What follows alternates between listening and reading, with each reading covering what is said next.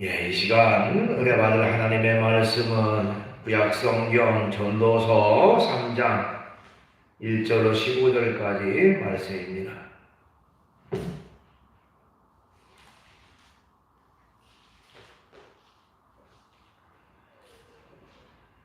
구약성경 950쪽에 있습니다. 전도서 3장 1절로 15절 말씀까지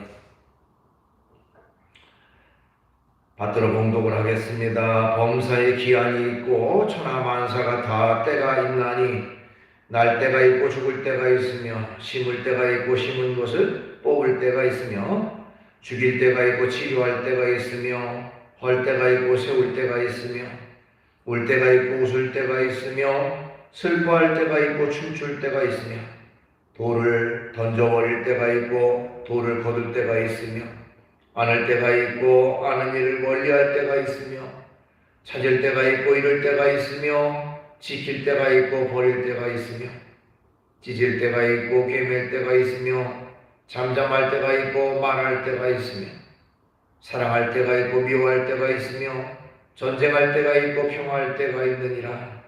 일하는 자가 그의 수고로 말미암아 무슨 이익이 있으랴.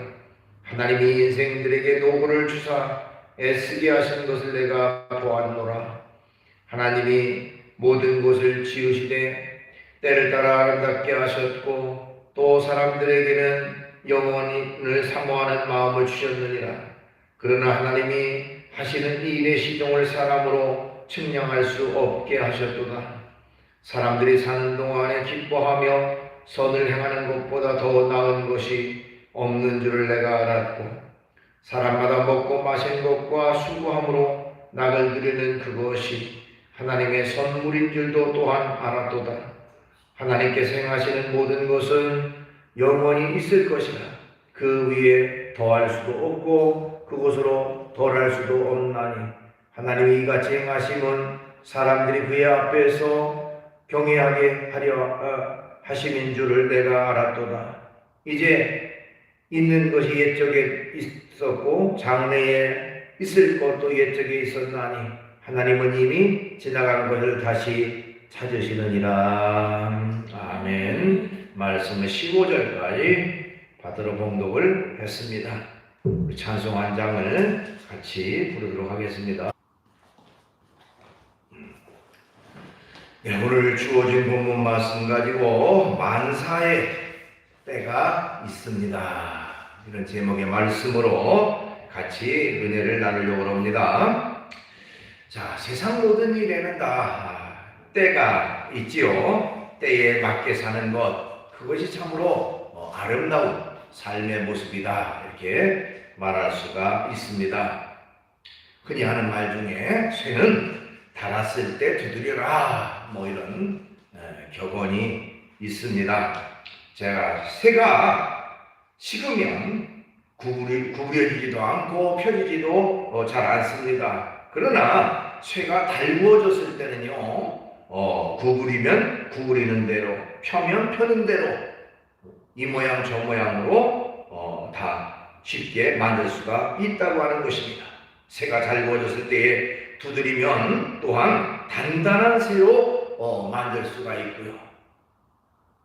원하는 모양대로 만들 수도 있지만 새가 다 식으면 아무리 두드려도 힘만 들어가고 자기가 원하는 모양을 잘 만들 수가 없다는 것입니다. 그렇기 때문에 모든 것이 다 때가 있다. 때. 그렇죠? 인생도 마찬가지죠. 우리가 이 세상을 살아가면서 다 때가 있고 기한이 있다고 하는 것입니다. 오늘 본문 말씀 이 전도서는요, 우리가 잘 아는 지혜의 왕 솔로몬이 기록한 책이 바로 전도서입니다. 그것도 솔로몬이 노년에 또 말년에 자신의 인생을 돌아보면서 기록한 말씀이 바로 이 전도서인 것입니다. 자, 솔로몬 그러면 인류 역사상 가장 뛰어난 지혜, 하나님으로부터 전무후무한 그런 지혜를 공급받은 왕이죠.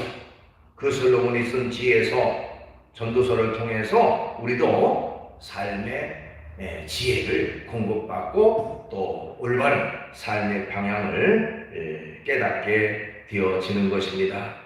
오늘 본문 1절 말씀에 보면요, 범사에 기한이 있고 천하만사가 다 때가 있나니 이렇게 말하고 있어요. 범사에 기한이 있고 천하만사가 다 때가 있다. 그러면서 2절로부터 8절까지는요, 거기 28가지의 때와 기한에 대해서 말하고 있습니다. 그리고 그 뒷부분에는 우리가 인생을 살아가는데 어떻게 인생을 살아가야 될 것인가 하는 내용이 이어지게 되어 있습니다. 그래서 이 솔로몬이 말한 때와 관련된 말씀, 그것이 바로 오늘날 이 세상을 살아가는 저와 여러분에게도 의미 있는 또 뭔가 생각해야 할 그런 말씀이라 하는 의미에서 말씀을 드리면서 이 본문이 우리에게 주는 그 영적 교훈은 어떤 것일까 같이 살펴보면서 은혜를 나누려고 하는 것입니다. 우선 깨닫게 되는 것은요, 지금 잘 된다고 교만하지 말고 겸손하라 하는 것입니다. 지금 잘 된다고 교만하지 말고 겸손하라 하는 것이죠. 아까 말씀드렸듯이 1절로부터 8절까지는 무려 28가지의 때와 기한에 대한 내용이 나오는데요. 그 때와 기한 중에서 14가지는 부정적인 내용이 나오고 긍정적인 내용이 나오고 14가지는 부정적인 내용이 나옵니다. 그러니까 좋은 것과 나쁜 것, 또 옳은 것과 옳지 않은 것, 오르막과 내리막 같은 의미죠. 어쨌든 14가지는 긍정적인 내용으로 또 14가지는 부정적인 내용으로 나와 있습니다. 그것이 바로 인생이다. 또 그런 것이 다 때와 기한이 있다. 이렇게 설명하고 있는 것이죠. 그 때문에 언제든지 인생에도 마찬가지로 때가 있고 기한이 있다. 그러니까 지금 잘 된다고 해서 결코 교만하고 자만하지 말고 늘 겸손한 자세를 가져야 된다라고 하는 것을 말씀을 통해서 깨닫게 되어집니다. 다니엘서 4장에 보면요, 그 당시에 최강대국이었던 바벨론이라고 하는 나라의 왕이었던 이 느부갓네살이라고 하는 사람이 등장을 합니다. 이 바벨론왕 느부갓네살이 한 번은 이제 꿈을 꾸게 됩니다. 꿈속에 큰 나무 하나를 보게 되는데 그 나무가 얼마나 큰지 하늘까지 닿는 그런 나무가 서 있습니다. 그리고 그 나무가 그 나무에 온갖 과일들이 거기에 달려가지고 많은 사람들이 충분히 먹을 수 있는 그런 아름다운 열매들이 많이 달려 있었습니다. 그런데 한 순찰자가 나타나서 나무를 베고 그루터기만 남겨놓겠다고 얘기를 합니다. 다니엘서 4장 17절에 보니까 이는 순찰자들의 명령대로 거룩한 자들의 말대로이니 지극히 높으신 이가 사람의 나라를 다스리시며 자기 뜻대로 그것을 누구에게 주시며 또 지극히 천한 자를 그 위에 세우시는 줄을 사람들이 알게 하려 함이라 하였느니라 이렇게 말하고 있어요. 자, 어쨌든 그런 꿈을 꿨어요. 그러니까 그 엄청난 나무가 있는데 그 나무가 다 밑둥까지 베어질 것이다. 뭐 그런 의미죠. 그래서 이 느부갓네살이 꿈을 꾼 후에 다니엘이라고 하는 사람을 불러서 꿈 해몽을 부탁합니다. 그랬더니 다니엘이 하나님의 은혜로 하나님의 능력으로 그 꿈을 해석하게 됩니다. 그 나무는 왕입니다. 왕의 나라가 얼마나 왕성했는지 하늘까지 미칠 정도로 그렇게 번성하게 되어졌습니다. 그런데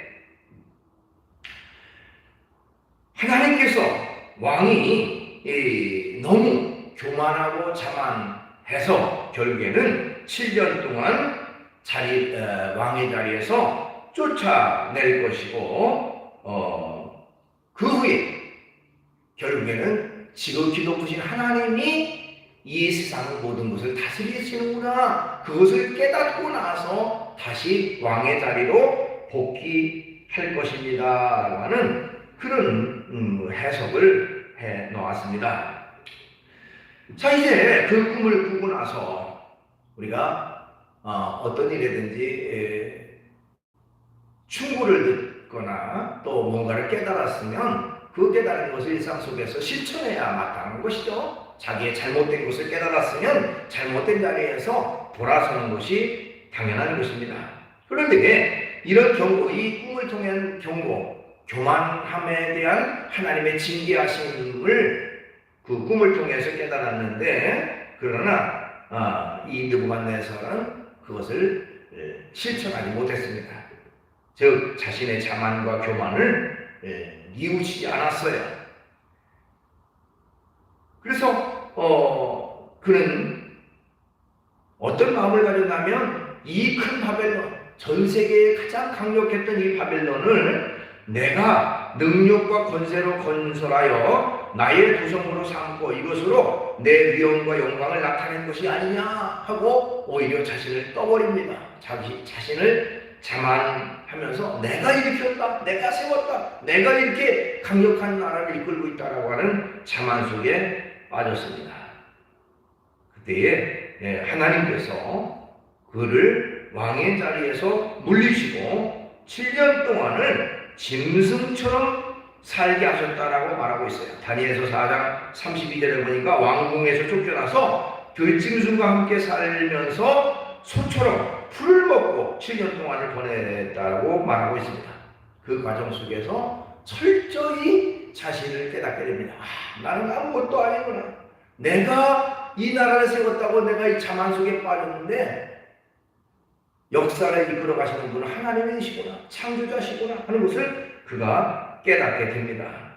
그리고 나서 7년 후에 그 깨달은 후에 하나님이 다시 그를 복귀시켰고 철저히 겸손하고 하나님만을 높이고 살아가는 그런 왕이 되어졌다고 하는 것이 다니엘서 4장에 기록되어 있습니다. 여러분, 교만이라고 하는 것은 결코 하나님이 기뻐하는 것이 아닙니다. 잠언서 8장에 보면 교만은 패망의 성공이요 거만한 마음은 넘어짐의 앞잡이다 이런 말이 있습니다. 교만한 마음, 교만한 행동 결코 하나님이 기뻐하지 않는다는 것입니다. 철저히 겸손함으로 살아가는 그런 사람이 되어야 하는 것입니다. 미국에 하이렘이라고 하는 소년이 있었습니다. 그의 아버지는 술주정꾼으로 하이렘을 보기만 하면 매일 욕하고 때리고 폭력을 일삼았습니다. 그의 어머니 역시 자녀의 양육에는 전혀 관심이 없었던 사람이었습니다. 그런 부모 밑에서 자라났는데 그 부모들은 자녀 양육이 귀찮아서 이 하이렘을 어린 나이에 강제로 육군 그 장기 사관학교라고 하는 곳에 보냈다고 그래요. 어린 시절에 사관학교에 보냈습니다. 근데 그의 키가 150이 조금 넘을 정도로 굉장히 그 작고 왜소한 체구였다고 합니다. 그래서 많은 사람으로부터 놀림받고 또 조롱받는 그런 사람이었어요. 어쨌든 그 사관학교를 졸업하고 나서 장교로 임관을 받아야 되는데 키가 작고 왜소하기 때문에 장교에 자격이 없다고 해서 거기서 탈락시켜 버렸습니다.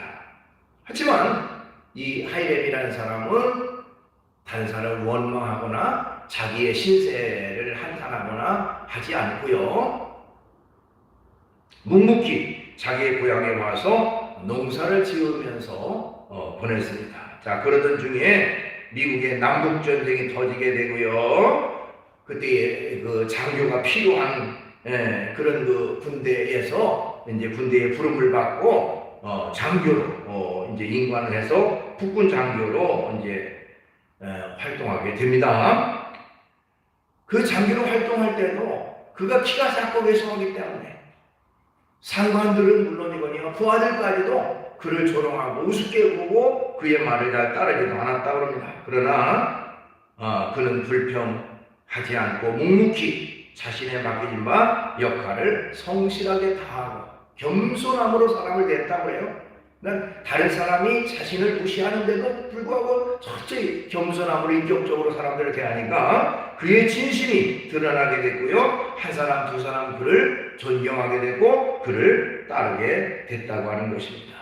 그렇게 해서 그의 통솔력, 지휘력이 인정받았고 점점 지위가 향상이 돼서 결국에는 미국 최초의 육군 대장이 이 대장으로 진급을 하게 됐고요. 또 최고의 명예로운 자리까지 오르게 됐는데 그 후에 그 사람이 바로 미국의 대통령까지 오르게 되는데 미국의 18대 대통령 율리시스 그란트라고 하는 대통령이 바로 그 주인공이라고 하는 것입니다. 자, 어쨌든 주어진 일에 자만할 필요도 없고 또 비굴할 필요도 없고 겸손함으로 인생을 살아가는 그런 사람이 되어져야 한다는 것입니다. 뿐만 아니라 지금 어렵다고 낙심하지 말고 소망을 가지라 하는 것입니다. 이 말씀을 통해서 깨닫는 것은 지금 어렵다고 낙심하지 말고 소망을 가지라 하는 것입니다. 여러분, 내리막이 있다면 반드시 오르막도 있는 것입니다. 그렇죠? 내리막이 끝이 아니에요. 반드시 오르막도 있습니다. 자, 하나님을 믿는 사람들을 결코 나락 가운데로 떨어뜨리시는 그런 하나님이 아니십니다. 때로는 고난과 어려움으로 힘든 일 가운데도 빠지게 되어지만 그 인생을 건지셔서 하나님이 결국 고난에서 이끌어 주시고 또한 인생의 오르막을 만날 수 있도록 그렇게 만들어 주시는 하나님이시라고 하는 것입니다. 그 때문에 언제든지 우리는 하나님 안에서 어떤 일을 만나든지 어렵다고 낙심하고 또 힘들다고 포기하지 말고 소망을 가지고 살아가는 자세가 있어야 되는 것입니다. 성경에 나오는 많은 인물 가운데 하나님 앞에 쓰임받았던 사람들은요, 한결같이 고난 중에 힘든 중에도 낙심하지 않고 끝까지 소망을 가지고 살았던 사람들이었습니다. 다윗이라고 하는 사람, 시골에 그런 그 작은 동네의 목동에 불과했지만 늘 겸손함으로 하나님을 의지하고 살아갔더니 하나님이 급기야 이스라엘 왕으로 삼으셨고 하나님의 신실한 일꾼으로 삼으셨던 것을 볼 수가 있습니다. 모세라는 사람, 미디안 광야에서 양을 치고 살았던 사람이죠. 또 장인의 집에 머물러 있었던 사람인데 하나님을 만나고 나서 이스라엘 지도자가 되어 이스라엘 민족을 가나안으로 인도하는 그런 지도자의 역할을 했습니다. 요셉이라는 사람, 보디발의 집에서 종살이 했고요. 종살이 하다가 억울하게 감옥에 갇히기도 하는 그런 신세였지만 결국에는 하나님이 그를 애굽의 총리로 세우시고 하나님의 큰 역사를 그를 통해서 이루셨던 것을 알 수가 있습니다. 이처럼 고난 중에도 역경 중에도 우리가 낙심하지 말고 끝까지 소망을 가지고 이겨내는 그런 자세가 우리에게 있어야 한다고 하는 것입니다. 영국 사람들은요, 음식 중에 생선을 굉장히 좋아한다고 합니다. 그 생선 가운데도 청어라고 하는 것을 굉장히 좋아한다고 해요.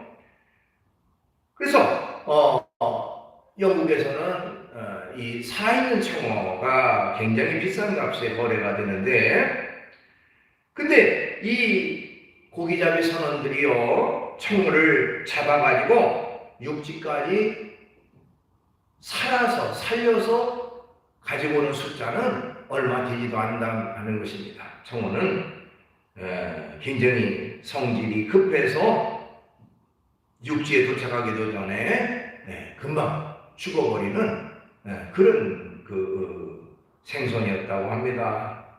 그래서 어떻게 하면 그 청어를 죽이지 않고 살아서 육지까지 가지고 와가지고 비싼 값에 팔까? 그것이 그 어부들의 그런 그 어떤 과업이었다고 합니다.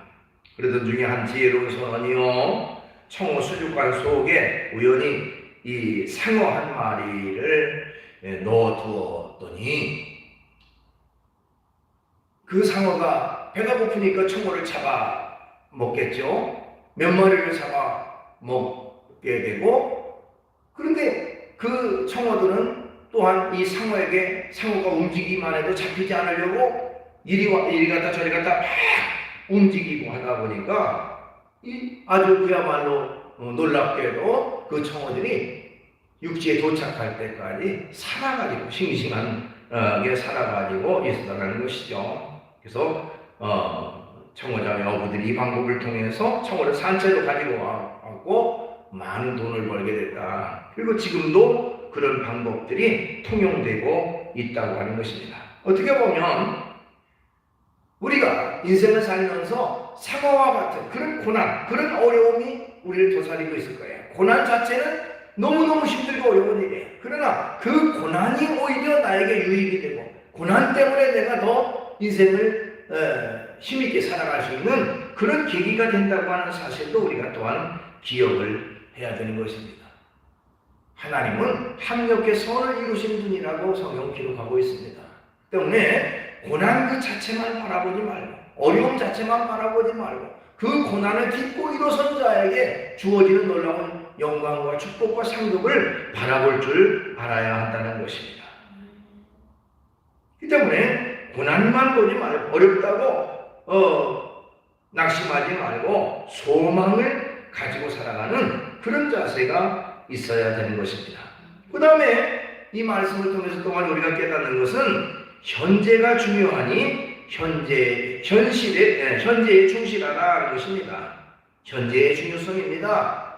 오늘 본문 12절과 13절에 보면 그런 말씀이 있습니다. 사람들이 사는 동안에 기뻐하며 선을 행하는 것보다 더 나은 것이 없는 줄을 내가 알았고, 사람마다 먹고 마시는 것과 수고함으로 낙을 누리는 그것이 하나님의 선물인 줄도 알았도다. 이렇게 말하고 있어요. 이 말씀 무슨 말이냐면, 범사의 때가 있지만 그 때와 기한을 우리가 알 수가 없다. 그 때문에 현재 주어진 일을 살아가는 것, 그것이 가장 중요한 일이라고 하는 것을 말씀하고 있는 것입니다. 여러분, 과거라고 하는 것은요, 과거라고 하는 것이 이미 역사적으로 지나간 거예요. 그죠? 지나간 일. 또 미래라고 하는 것은 아직 오지 않은 일이에요. 그러나 내게 주어진 것은 바로 현재라고 하는 이 시점이죠. 때문에 내게 주어진 현실에 충실한 사람이 아름다운 미래를 맞이할 수가 있다고 하는 것입니다. 미래에 소망을 갖는 것이 중요하지만 어떤 사람에게 소망이 주어지느냐? 현실에 충실한 사람이 아름다운 미래를 가져오게 되는 것입니다. 그래서 우리가 많이 들었던 그런 말 중에 네덜란드 철학자 스피노자가 한 명언이 있죠. 내일 지구의 멸망이 올지라도 나는 오늘 한 그루의 사과나무를 심겠다. 참 유명한 말이죠. 무슨 말입니까? 오늘이라고 하는 현재에 최선을 다하며 살겠다. 나에게 어떤 일이 닥칠지 나는 모른다. 그렇지만 나는 현재 주어진 일에 최선을 다하고 열심을 다하며 살겠다는 그런 의미가 그 속에 포함되어 있다고 하는 것입니다. 아까도 말씀드렸지만 내일은 우리에게 아직 다가오지 않았습니다. 또 과거는 이미 지나갔습니다. 우리가 주어진 일, 그것은 현재의 일입니다. 현재 내게 주어진 그 일에 최선을 다하는 그런 삶의 자세가 있어야 된다는 것입니다. 세계적인 소설가인이었던 그 톨스토이라고 하는 사람은 그런 얘기를 했습니다. 인생에서 가장 중요한 시간은 바로 지금 현재이다. 그리고 인생에서 가장 중요한 일은 지금 내가 하고 있는 일이고, 인생에서 가장 소중한 사람은 지금 내가 만나고 있는 사람이다. 이런 얘기를 했습니다. 지금 내가 하는 일, 지금 만나는 사람, 지금 현재의 시간, 이 시간이 나에게는 가장 소중한 것이다 라고 하는 것이죠. 또 잠언 27장 1절 말씀에도 너는 내일 일을 자랑하지 말라. 하루 동안에 무슨 일이 일어날는지 내가 알 수 없습니다. 내일 일 장담하지 말고 현재에 충실하라. 현재 일에 최선을 다하라 하는 그런 의미의 말씀인 것입니다. 유명한 설교가였던 찰스 스펄전이라고 하는 분이 있습니다. 영국의 스펄전 목사님은 할 일이 생각나거든 지금 하십시오 라는 시를 썼습니다. 그 시의 내용을 잠깐 살펴보면 할 일이 생각나거든 지금 하십시오. 오늘 하늘은 맑지만 내일은 구름이 보일지도 모릅니다.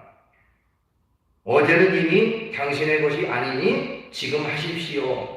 친절한 말 한마디가 생각나거든 지금 말하십시오. 내일은 당신의 것이 안 될지도 모릅니다. 사랑하는 사람이 언제나 곁에 있지는 않습니다. 사랑의 말이 있다면 지금 하십시오. 미소를 짓고 싶거든 지금 웃어주십시오. 당신의 친구가 떠나기 전에 장미가 피고 가슴이 설레일 때 지금 당신의 미소를 주십시오. 불러야 할 노래가 있다면 지금 부르십시오. 당신의 해가 저물면 노래 부르기엔 너무나 늦습니다. 당신의 노래를 지금 부르십시오 하는 것입니다.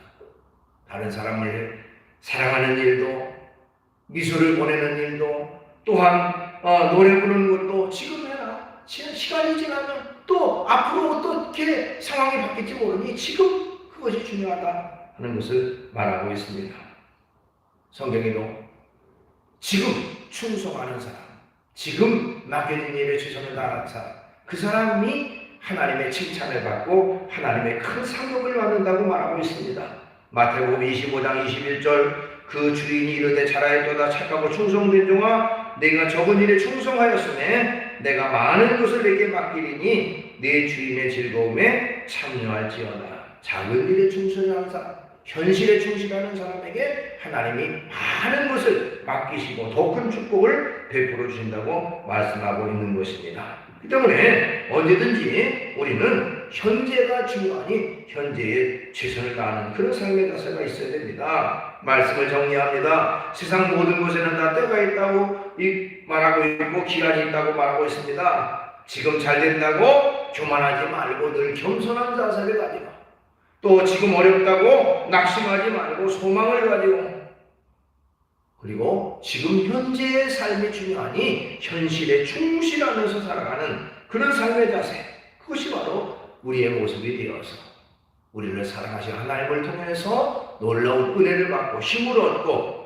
또 놀라운 축복을 받는 그런 우리 모두가 되기를 주의 이름으로 축원합니다. 기도하겠습니다. 걸어가신 주님을 찬양합니다. 오늘도 저희들을 사랑해 주셔서 주의 전에 이끌어 주시고 주님의 귀한 말씀 나누게 하심을 감사합니다. 천하 모든 것이 때와 기한이 있다고 성경은 말하고 있습니다. 주님, 우리가 하나님을 사랑하고 하나님을 믿고 의지할 때가 있고 또 그것이 너무너무 중요한 것을 깨닫고 자만하지 않고 또 현실이 어렵다고 해서 낙심하지 말고 겸손함 가운데 소망 가운데 살아갈 뿐만 아니라 현재 나의 삶 속에서 주어진 모든 일에 최선을 다하며 살아가는 우리 모두가 되게 해주시옵소서.